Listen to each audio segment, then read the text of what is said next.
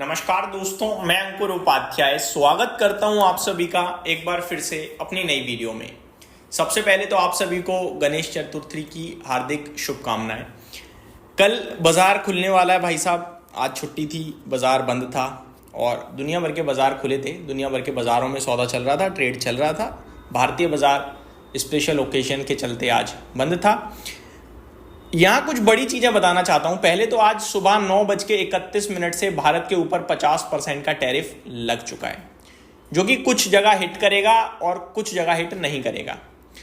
मैं आपके साथ डिटेल शेयर करना चाहूँगा। फार्मास्यूटिकल्स, इलेक्ट्रिकल्स, पेट्रोलियम प्रोडक्ट्स और कुछ स्पेशल मेटल्स, इनके ऊपर टैरिफ नहीं है। ये अभी तक टैरिफ फ्री हैं। लेकिन प्रेसिडेंट ट्रंप ने फार्मा को वार्निंग दी है कि आप या तो मैन्युफैक्चरिंग प्लांट शिफ्ट कर दो यूएस में, अदरवाइज आपके ऊपर 200% का टैरिफ आ सकता है।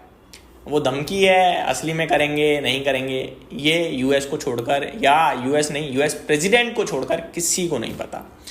लेकिन बाकी जगह भारत के ऊपर 50% का टैरिफ लग चुका है, जो कि इम्पैक्ट करेगा टेक्सटाइल्स को, अपीरियल्स को, जेम एंड ज्वेलरीज को, श्रिम्प स्टॉक्स को, इनको ज़्यादातर करेगा। कॉपर, एल्यूमिनियम, इन सारे प्रोडक्ट्स को इम्पैक्ट डालेगा।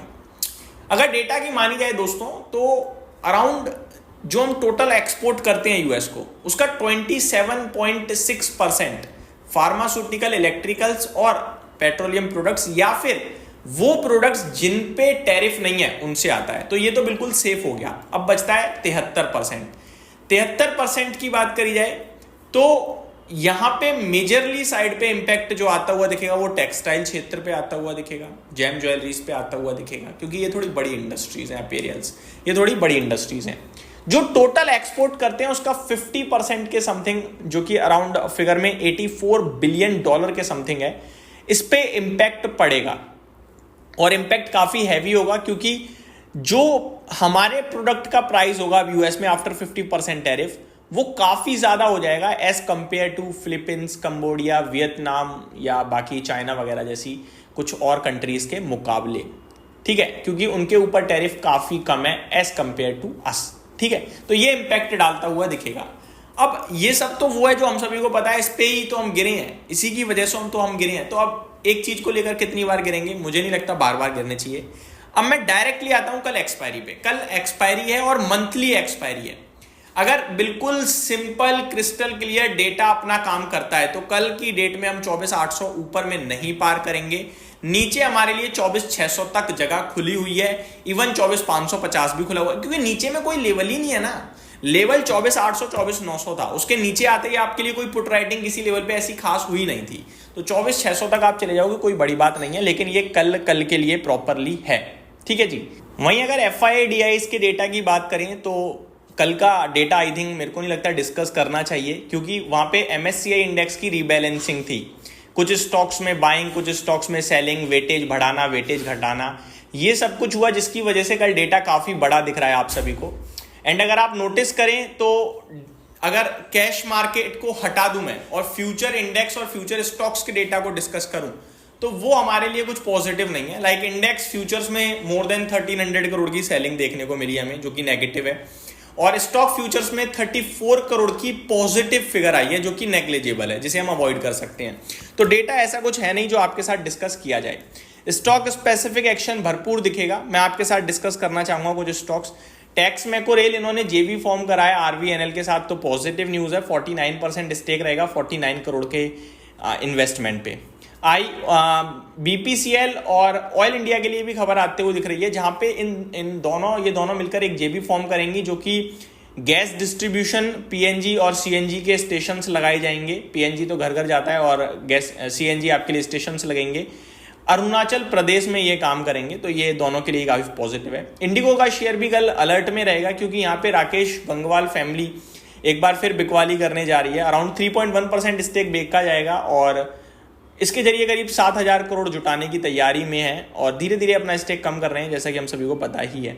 HAL के लिए भी एक बार फिर बड़ी खबर आई है। अगले महीने तक हो सकती है $1 बिलियन की एक डील, जो कि काफी पॉजिटिव होगी। कल अंबुजा सीमेंट भी आपके लिए एक्शन में रह सकता है, क्योंकि कुछ खबरें आ रही हैं, अभी अनऑफिशियल लेवल पे हैं, तो मैं खबरें ही बोलूंगा कि अदानी ग्रुप अंबुजा सीमेंट में 5% स्टेक ऑफलोड कर सकता है, 15,000 करोड़ जुटा सकता है और उस पैसे को डेट चुकाने में इस्तेमाल कर सकता है, जो कि इन्होंने सीमेंट एक्विजिशन के लिए ही खरीदा था। जब अंबुजा एसीसी खरीदा था तब लिया था। तो ये एक अपडेट है। वहीं मारुति की तरफ से कल आप सभी ने ओपन मार्केट में कमेंट्री सुन ली थी कि जो इन्होंने ईवी लॉन्च करी है उसमें 50,000 से 1 lakh EV per year export करने का इनका लक्ष्य है। तो ये कुछ बड़ी बातें हैं दोस्तों जो आपके लिए मैंने डिस्कस करी, जो कि आपके लिए कल रडार पे रहेंगी। टैरिफ इंपैक्ट आई थिंक पूरी तरीके से अभी प्राइस्ड इन है। अब कल एक्सपायरी से रिलेटेड थोड़ा बहुत प्रेशर दिख जाए तो दिख जाए, लेकिन उसके बाद मुझे लगता है ये टैरिफ हटना चाहिए, और हटना मीन्स इससे हम थोड़ा सा दूर होने चाहिए और बाकी चीज़ों पे फोकस करना चाहिए देश को, जो कर रही है इस समय हमारी गवर्नमेंट। वन मोर थिंग दोस्तों, स्कॉट बेसेंट इनकी तरफ से कुछ इंटरेस्टिंग कमेंट जस्ट अभी अभी आते हुए दिख रहे हैं, मैं आपको बताना चाहूंगा। जो ट्रेजरी सेक्रेटरी है स्कॉट बेसेंट, ये कह रहे हैं कि भारत के ऊपर 50% टैरिफ तो लगा दिया है, लेकिन रिलेशन हमारे सही रहेंगे, कोई दिक्कत नहीं है। तो ये अपनी बड़ी इंटरेस्टिंग है। US treasury secretary Scott Bessent hopeful India and America will come together even as 50% tariff hit Delhi. यानी कि हम दोनों साथ ही रहेंगे। तो ये भी हमारे लिए ठीक ही है कि हम रिश्ते किसी से नहीं बिगाड़ना चाहते। आप अगर तैयार हो रिश्ते बनाने के लिए, हम तैयार हैं। 50% टैरिफ लगा दिया, ट्रेड बंद करना चाहते हो कर दो। और इंडियन डेलीगेशंस की तरफ से कल ये भी इंटरेस्टिंग खबर आ रही थी कि अभी भी ट्रेड डील को लेकर बातचीत चल रही है। तो कुछ भी पॉजिटिव आ सकता है, नेगेटिव सब कुछ प्राइस्ड इन है, और नेगेटिव जितना होना था वो हो गया है। तो be ready for some positive updates. अब वो कब आएगी पता नहीं, जब भी आएगी बाजार शूट कर सकता है। तो अब शॉर्ट पोजीशंस मुझे नहीं लगता आपको बनानी चाहिए। Thank you so much for watching this video. Have a great day.